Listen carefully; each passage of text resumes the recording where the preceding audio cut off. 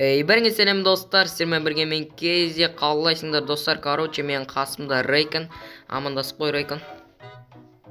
Ассалаумағалейкум достар.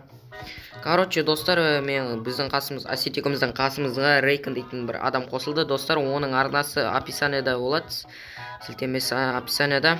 Ал достар, енді бүгін біз сол Рейконға бір дерскі бір үй салып берейін деп тұрық. Ал кеттік онда.